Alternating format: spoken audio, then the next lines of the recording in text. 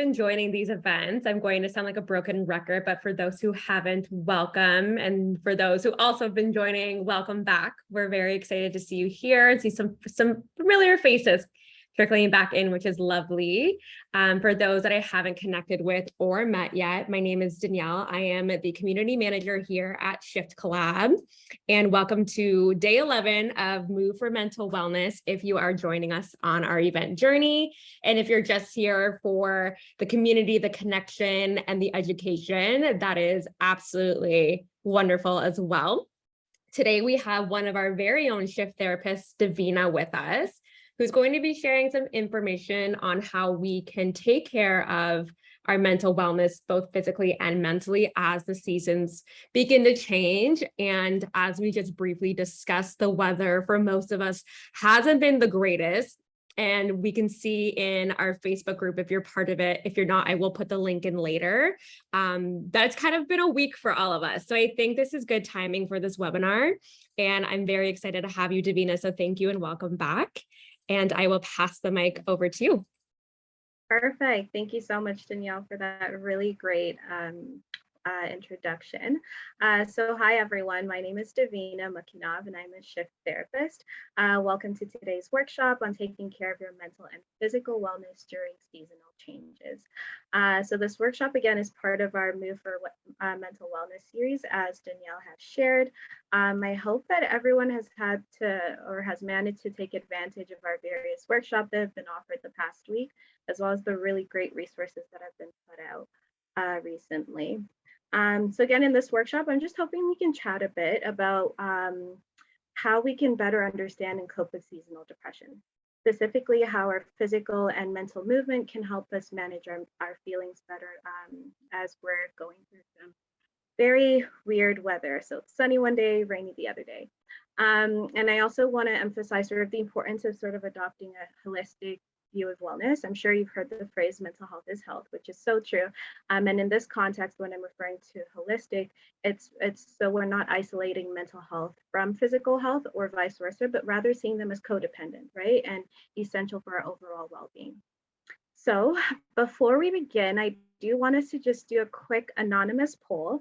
It's just going to ask you 3 questions just to see where everyone is at today. And so I'll just have Danielle launch the poll for us, so we can see where everyone is at. Yes, I just wanted to also preface, I forgot to mention this at the beginning, but I think you all saw as you signed in that this session is being recorded so that we can share it with our community and for those that weren't able to join. So if you prefer to turn off your camera, we absolutely understand. And if you are okay with staying on, we'd love to see your face as well. So thank you. And I apologize for forgetting to introduce that in the beginning. All right, let's get into this poll. Yes, thank you.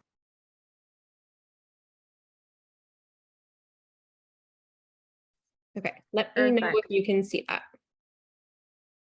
I have it on my screen, so my guess is coming up for everyone else. Okay, great. Okay, so thanks. So the first one is just sort of an emotional, just an energy check-in. So I'm feeling low energy, medium energy, high energy today. Where's everyone at?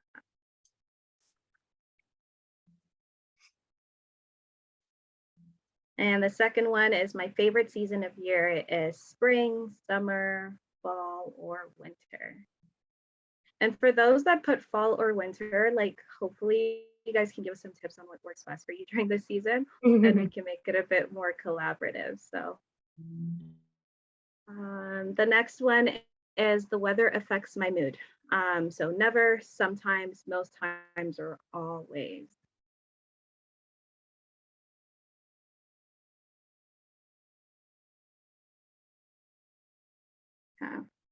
I will give everyone maybe 1 more minute. We just had some friends recently join. So if you can see on your screen that there's a poll, we're just answering 3 questions that are anonymous to start off this session. Sorry, Davina, I know you can't see them being admitted, so I can't. Thank you so much, Danielle. That's so helpful. Yes, so welcome again, folks, to the workshop. For those that just joined us, we will be talking about how we can take care of our mental and physical wellness during these seasonal changes.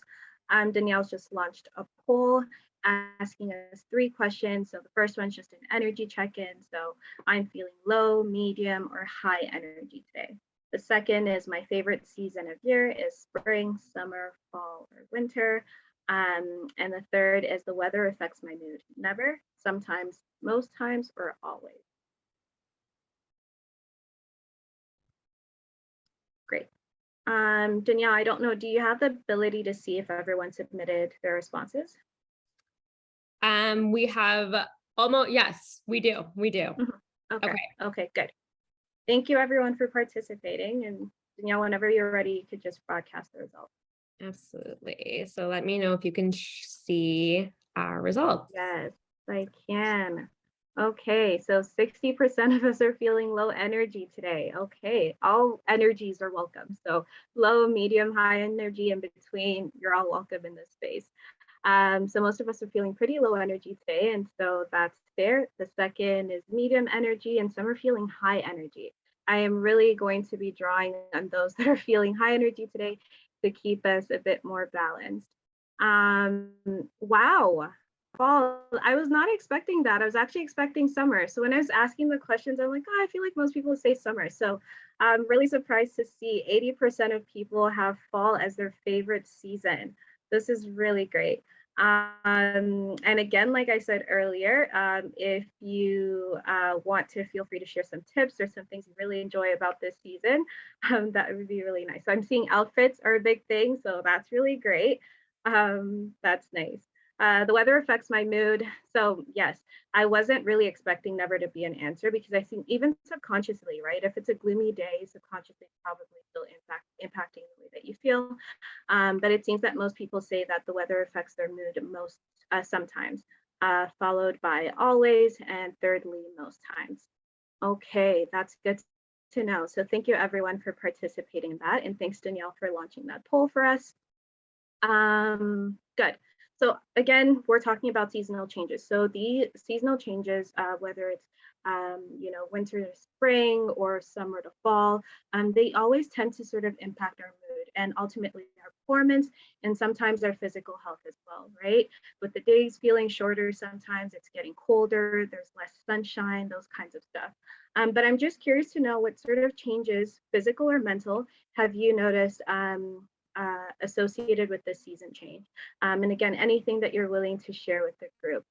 So any sort of changes you've noticed in your physical or mental health the last few weeks since we've sort of been transitioning into fall and some colder weather. And feel free to unmute or put in the chat, however way you choose to participate is fine. Okay, so I see fall colors, football, and family, not necessarily in that order. Thanks, Kim. So Megan says, cozy times at home, permission to do less. Yes, for sure. For me, Yes. bariatric pressure can really play havoc with my head. So headaches, I can get some really severe headaches kind of fall, springtime. So yeah, that can definitely impact it for sure. For sure. So that kudos to you for noticing that physical change, right? Are there any sort of like go-to tips you have for that, Robert? Rest. Rest. Okay, I'm not one of those people that's like I'll like push through. I will, like, if I notice I'm not feeling well, I will take the day, and that enables me to then be able to kind of do what I need to the next day, because I know people that will like push through and then they get overwhelmed and then they're off for like a week because it just hits them like a ton of bricks. I'm off for maybe a day, 2 at the most. I rarely am off for longer than that because I listen to my body. So. Good. Yes, that's the biggest message. Listen to your body. Thanks, Robert, for that. That's so helpful. So Robert's noticed some physical changes. I see eating more comfort food, right? So we're definitely enjoying the fall flavors that come through at this time. Wayne says lack of motivation. Yeah, it's pretty hard. I noticed that in spring, I'm always so pumped, ready for change, those kinds of stuff. And fall tends to be like, time to, rest a little bit more. And so that lack of motivation tends to kick in a bit more. Jamie says, September always seems to be a weird month for me. Low energy and lack of motivation. Yes, so we see that coming up quite often. Dark evenings are tough, 100%. The less sunshine, shorter days definitely takes a toll on us. So I see mood, appetite, sleep, motivation, productivity. Yes, thanks for Samantha for sharing. Dark mornings are harder to get up for sure. I myself am not a morning person, so with that added layer, it makes it just a bit harder. So I tend to overcommit in September with signing up for things and then feel overwhelmed mid-month. Yeah, when I realize I have too much on my plate, right? So we're trying to stay busy and stay active, but sometimes it's a bit harder to get past that bump. So that's really fair. Julietta says low energy for sure, maybe some leftover anxiety from the return to school season, despite being done with school. So true. This is my first year that I've not been in school, like in the September. So this transition has been so odd. I'm like, what, like there's sort of the feeling that, oh, there's something that needs to get done. So I definitely resonate with that, Julietta. Thanks for sharing. Part Yeah. Sorry, part of that is for those who are parents. Yeah. September is like having to get things ready and get going, and so trying to restart the routine. And then it's like trying to figure out like clothing, and it's just it's a nightmare. Yesterday my daughter went out, she had on a toque, a sweater, a vest, rain boots, and sweatpants, and I was like, you are ready for any season that Canada can throw at you. Like, That's it's funny. so yeah, Right. it's the fall kind of, if you have children, just kind of trying to Yeah. transition and kind of go Mm-hmm. through like the different, like, is it warm, is it cold, like like Mm-hmm. packing all of that. It's a lot. So For sure, right? So transition for parents as well. So it's just sort of like a transition period in general for everyone, like individually, as a unit, as a family unit, just transitions overall. So thank you all for sharing that. That's really helpful. Um, yes.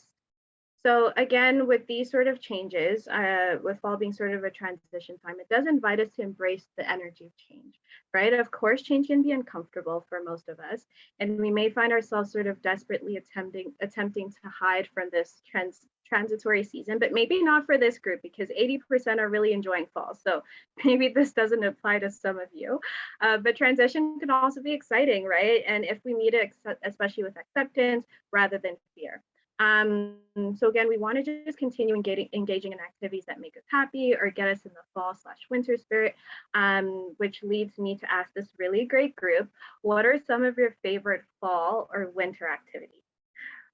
So this could be something you're looking forward to or something you've already done. Feel free to drop those in the chat or unmute and share. I know for me, it's like pumpkin spice lattes, soups are a really big thing, and just seeing the trees changing colors and seeing the leaves on the floor. There's something about that makes me really happy. I know most of my examples have to do with food, so you can definitely see what makes me most happy about this fall. But let's see some non-food related stuff. I went apple picking 2 weekends ago. Yes, so fun for you, Jamie. Danielle loves going to apple farms and buying home baked goods. Yep, that's really nice. Baking, Denise, yeah. Anything outside. So Jennifer's really taking advantage of nature at this time, which is really great. So is Christine. So walks in the woods to take photos with a hot latte. Sounds so Instagrammable. Skating, getting all, I can't pronounce, hikey. Megan, help me out here. I mess up the pronunciations, like Okay. or hygge. It's like Okay. the art of getting cozy. It's the book I read, and it's the intention of bringing people into your home and cooking. And not that I do that really enough, but I have the intention to do that. For sure. No, I've learned something new. I didn't know it was sort of the ability to get cozy and inviting people in home and stuff like that. That sounds really fun. Lighting candles, yes. And Bath and Body Works, by the way, has been having so many sales. I don't know if they're just trying to, I don't know, but like they have amazing scented candles for this season. So definitely check them out. Walks in the woods, cooking stew, apple picking, corn maze, so many great stuff. Hikes, yeah. Different farms, snowboarding, skating, board games, yes. making soups, cozy weather, watching football, bonfires with family and friends. Great. So I'm assuming some of this are like looking forward to, and some folks might have already been doing. So really great for you all to stay active and want to keep up with these really great activities. I also know that, despite these great activities that we might have planned for the fall, some of us might still find it challenging to maintain our mental health during this transition, right? And this is where seasonal affective disorder, also known as SAD or seasonal depression, can become a concern. So for those who are not familiar with this mental health concern, it's essentially a type of depression that's related to changes in seasons. So for some, it begins and ends at about the same time every year. And symptoms can start in the fall and continue into the winter months. But some people may experience season-linked symptoms in the summer as well. So it's not just exclusive to fall or winter. It could also be linked to, transition in the summer as well. And speaking about symptoms, what are some common, there are some common signs and symptoms of seasonal depression. Some of you may have experienced this, but never knew what it was called or what it meant. Some may be very familiar with the onset of seasonal depression, and for some of us, it might just not apply, and that's fine. But it's still worth talking about, the signs and symptoms that are present with seasonal affective disorder. So it's very similar to major depression. The only difference is that the symptoms appear and disappear at about the same time each year. The biggest signs is a sad or despairing mood that is present most days and lasts most of the day. So we're feeling kind of low mood for most of the day, and this goes on for maybe more than one day. And again, the biggest distinction is that it occurs for more than 2 weeks. And this obviously could impact your performance at work, at school, your relationships, family, friends, romantic relationships, could definitely take a toll and impact all of those areas of your life as well. Some symptoms may include changes in our appetite, our weight, sleep issues, withdrawal from family members and friends, feeling hopeless, pessimistic, having low self-esteem, feeling more irritable, fatigued, trouble concentrating, and there may also even be thoughts of suicide. So I just also want to take the time to preface, if you're ever in a crisis or having suicidal thoughts, if you ever need immediate support, you can always visit your nearest emergency department, contact 911, or call the Canadian Suicide Prevention Service line. And I'll be including other distress lines in the chat so everybody has that for reference as well. But you may be wondering, why does this happen, right? Why does sort of the seasonal change have such a great impact on our mood and the way that we feel mentally and physically as well? Experts aren't certain about why it happens specifically, but they do have different theories. Some think that it's triggered by changes in the amount of sunlight that we receive. Because of seasonal changes, it can definitely disrupt our body's circadian rhythm, right? And this is just referring to the way that we function during sleeping and waking hours. This causes us to feel energized and alert, but also drowsy at times. Another theory that they have is that the changing seasons can disrupt our hormones. This is serotonin and melatonin specifically. These hormones are helpful in regulating sleep, mood, and feelings of happiness and focus and calm. So the sort of less sunshine or sunlight can definitely start to impact our hormones as well as our sleep and waking cycles. And that's why they recommend light therapy for folks who struggle with seasonal depression, as the exposure to bright artificial light can be helpful. Something else I did discover last fall were dawn simulators. I don't know, has anyone heard of them before? Okay, so it's just an alarm clock, but rather than sort of waking you up abruptly with like a loud beep or music, it produces light and gradually increases in intensity. So just like the sun, so like the sunrise, so it'll start off really slow and just start to brighten up. And that's like if you have blacked out curtains, you'll definitely start to see your room getting brighter, and that would help with sort of getting up in the morning and stuff like that. And those are called dawn simulators. But those two things might be helpful as well. But let's discuss some other things. So what else might be helpful during the season change? So if we're struggling with seasonal depression or just have the winter blues, it doesn't have to be depression specifically, but just really the winter blues that might come up for us at some point this winter. My first mental health tip is to start creating more space in your schedule for you time. right? So planning maybe fewer social outings, designating specific time for quiet practices that help you move a bit more inward, right? So this like things like meditation, journaling, spending a few minutes in the evening just sitting in nature, or like as it's getting kind of darker, which is earlier now, so maybe like 5 or 6. These kinds of activities can help boost those hormones that we were talking about earlier, right? That help elicit those positive emotions. And this could also include therapy, right? So speaking to someone about what's coming up for you is always helpful in terms of just having an outlet and a safe space to share what thoughts and feelings you might be having. And since we are, again, talking about a more holistic perspective, there are things that we could do to keep our bodies happy and healthy during these colder months. In some ways, I'm just curious that what are some ways that you all are hoping to stay active during these winter months, or even in the fall? Are there any sports or activities that you're looking forward to doing this winter month? You can again unmute or put in the chat. Yes, Robert.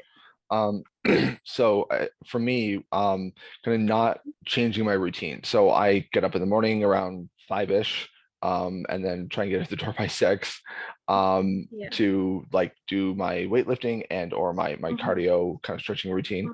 And I try and do that Monday through to Sunday through to Friday. Yeah, Saturday off. Okay. And I noticed that a lot of times when it's like dark out or it's kind of getting cold, we tend to kind of put those sorts of things on the back burner. So it's the holidays, we're kind of eating not as great, and you know, we're comfort food. And so it's, for me, it's really just about trying to keep that consistency throughout the year, regardless of what's going on, rather than kind of trying to, you know, get off the wagon, get on the wagon, get off the wagon. It's just trying to maintain that consistency, which is difficult, but yeah. For sure. Yeah. So it sounds like structure is a big thing for you, right? So not letting the sort of season change what you're sort of used to doing in terms of yeah. Like really in the summer, good. I get up and it's dark out, and then I do my thing and I come home and it's light. And now it's like I get up and it's dark out and I do my thing and I come home and it's still dark. So, but it's like, right. Get it done, right? Yeah, for sure. That consistency is key. And for those who have, their own physical activity routines, definitely trying to keep that structure. But for those that might not have, it's also never too late to try and create your own maybe fall routine or winter routine where you're trying to stay active. Danielle says, I find I turn inward and get confused as to why, and then I get annoyed with myself for doing it. I'll start to feel more tired and not sure what to do with myself, right? So definitely noticing some changes in mood and how that might be impacting you. Thanks for sharing that, Danielle. Christine purchased a gym membership, right? That has a pool, so I can keep swimming all winter, which I love doing. Yes, indoor pools are amazing. So yeah, aerobics and just sort of being in the water and in a nice space is definitely helpful as well. Megan said she's committed to 3 times a week workout class on Peloton. Leaving my house for a workout though is a tough transition for this ADHDer. Okay, for sure. Pilates class with a friend at the local studio, accountability, give myself permission to go to bed earlier. Yes, 100%. That's a big one. And I'll be talking about daylight savings changes as well in a bit. So yes, thank you for sharing that, Megan. Stefania says, setting a goal for daily movement. Yes, so instead of creating a super strict schedule, as long as I move daily in whatever way works best, i.e. maybe one day I have the energy for boxing, but another day a body stretch. And is what I have the energy for, right? So that circles back to what Robert also shared earlier, which is listening to your body, right? We might have these workouts planned, but maybe one day our body's just not up to it. And so listening to your body, but still trying to keep movement as much as we can. Samantha says indoor soccer, volleyball, staying in routine, being more patient and restful with myself for sure. As a fellow ADHDer, routine is essential for me. Yes, thanks Robert for sharing. And I find that I don't get out of the house. It makes it harder for me to do my workout for sure. And it sounds like you have a great routine going on for you. So I hope, you keep up with that this fall and winter season. Jessica shared boot camp with other ladies first thing in the morning before work. So there's no excuse. Wow, look at you. That is so great. That's so great. So the dedication and discipline that will come with that is definitely big, but definitely cheering you on from here. Okay, thank you all for sharing that. And I hope for those of us that didn't have ideas, maybe you got a few ideas from what people shared in terms of the ways they're trying to stay active this winter. Other things I would add of nature walks, right? Walking at an indoor location like the mall is a great way to stay active, right? So it's cold outside, but maybe going to an indoor mall and just getting some steps over there, finding some free or low cost exercise programs or videos to help you stay active. Chores, right? This is a great way to stay active. Vacuuming, sweeping, shoveling snow for elderly people. You know, this is a good way to sort of get your cardio in without having to do too much, or walking up and down the stairs at work or at home. These are great ways to sort of get those steps in and get our bodies moving as well. Some other physical health tips you may want to consider is maybe taking vitamin D supplements, right? So we know that we get most of our vitamin D from the sun, so our intake decreases when the weather is colder. So maybe, you know, you might want to consider boosting up your system a bit more with some vitamin D supplements. The basics, drinking plenty of water, right, is always a great thing. Keeping our skin moisturized. You know, it's getting colder. The colder temperatures are a bit more harsh on our skin, so keeping moisturized and getting ourselves ready for daylight savings time, right? So going to bed earlier when you can, especially the week before the clocks change. I'm not too sure. I think it's November 10th, if I'm not mistaken, or some point in November, the clocks will be changing. So just mentally and physically preparing for that as well. Some spring cleaning, so cleaning out your closet, ridding yourself of things that you don't need. And last but not least, I want to say be kind to yourself, right? The holidays can cause weight gain, and the shorter days can definitely cause low mood. So listening to your body and giving it what it needs, and definitely trying to positively reframe our negative thoughts whenever they come up for us, right? So I hope this has triggered your creative juices for our next activity, which is to create a mental health maintenance plan, right? So I'd like if everyone could either grab a pen or paper, or if it's an iPad or anything that you could sort of write on. And I want us to be proactive. I don't just want to talk about it, but I want us all to find ways to apply it in our lives today. So I'll just give everybody a second to find something to write on. And once you've got that, you just want to section off your page or wherever you're writing on into 4 sections. Okay, and then I will tell everyone what we could write for section 1, 2, 3, and 4.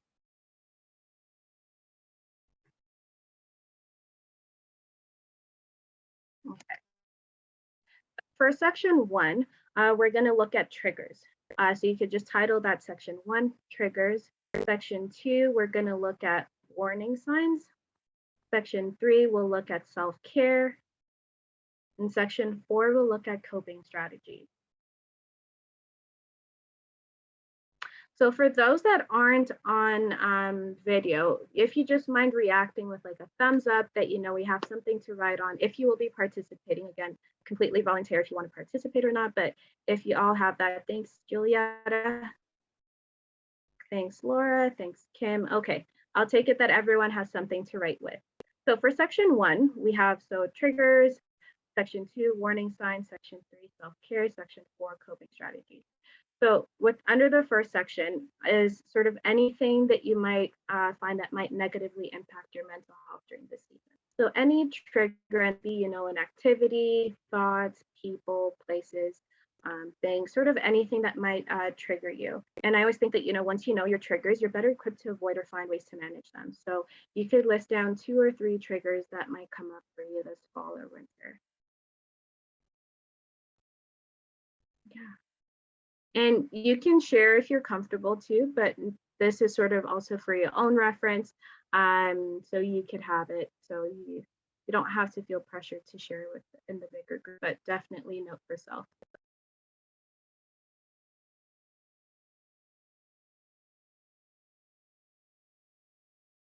So any triggers. So yeah. One of the things that's a trigger for me in the winter is when it's like really cold and dreary, but there's no snow.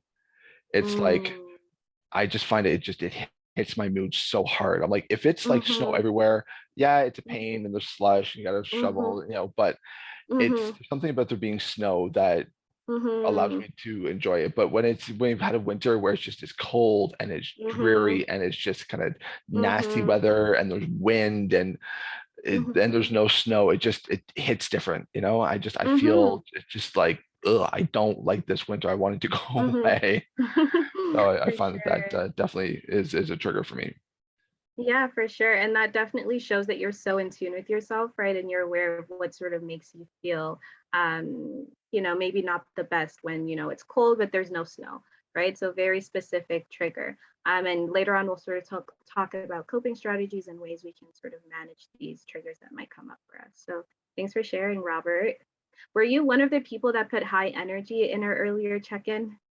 Because you're definitely keeping me pumped here. I appreciate that. Thank you so much. That's the ADHD. Got it. Okay, lovely. So we'll move on to our next section. So this is warning signs. So these are any signs or symptoms, right? It could be thoughts, feelings, or behaviors that might indicate that our mental health is at risk or might be deteriorating, right? This might include sleep issues, social isolation, stress. So just feel free to list like 2 to 3 warning signs that you might notice that might be like, okay, this is a good time for me to notice that my mental health is maybe at risk or is starting to deteriorate more.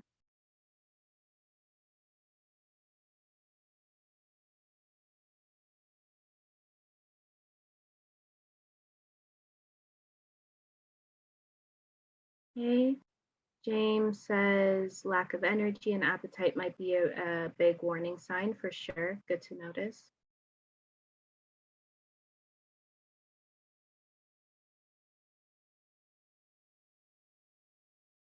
Failing on commitments, that's a big one. Yeah, I'm starting to notice that, oh, I can't make it, to a lot of events. Growing chore list, overeating, emotional eating, yes. Yes. Yeah, emotional eating. Yeah, so 2 to 3 warning signs. Staying up late, not sleeping enough for sure. So sleep quality or sleep onset might be really hard. So it's a good warning sign. And so for section 3, we want to talk about overthinking and lack of sleep. Yes, thanks for sharing, Stefania. That's a big warning sign as well. So for section 3, we want to look at self-care, right? And these are sort of activities that or things that we do regularly to sort of maintain our mental health. So think about your triggers, think about your warning signs, and try to include 3 self-care activities that you could practice regularly to sort of help balance that out a little. And that might include, exercising, socializing, engaging in hobbies, sort of anything that might be therapy. Yes, Julietta.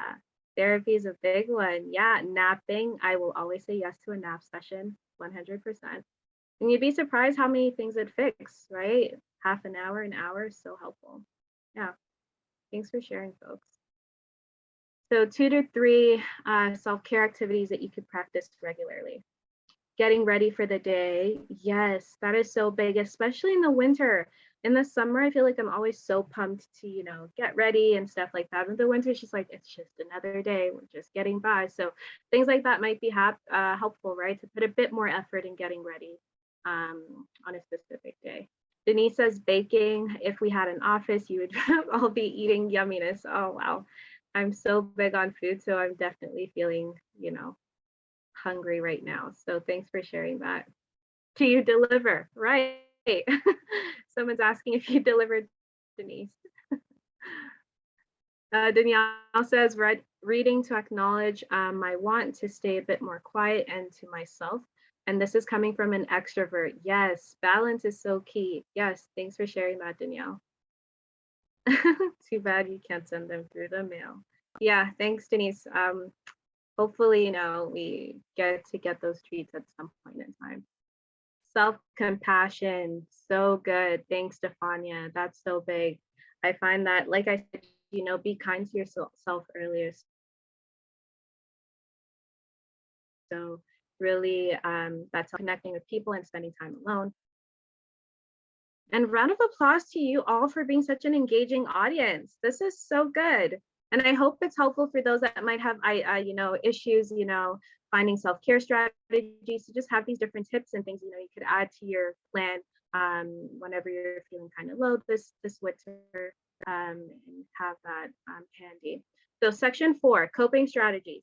We're looking at skills that will help you manage your problems or symptoms when they arise. So this might include, relaxation techniques, communication. Maybe you have to be a bit more communicative with people around you, some emotional regulation skills that you could adopt or put in place during the season.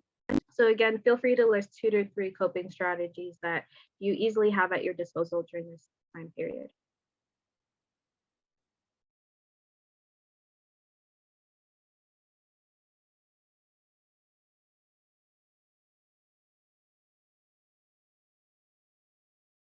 Good. And I'm hopeful that this is just getting you all started to think about what it might look like and have this in your back pocket if you ever need it at some point during this winter. And maybe you could add to this list even after this workshop, and hopefully have it handy during the season. So I just want to, validate that it's normal to experience uncomfortable emotions, right? Whether we're feeling sadness, anger, or anxiety. But when our issues or problems become too intense or last for too long, we may want to seek out professional support, right? So maybe things are just getting a bit out of hand and, not manageable. So we tried our coping strategies, we've tried self-care, but we're still really struggling. So this might be a good time to seek out professional support. But I'd like for everyone just to note on their worksheet or on their page, wherever you're writing, how will you know when it's time to reach out for a professional for support? What would be like the biggest indicator that maybe I should reach out to someone now? And this could be, you could just keep it for yourself, just a good note to self.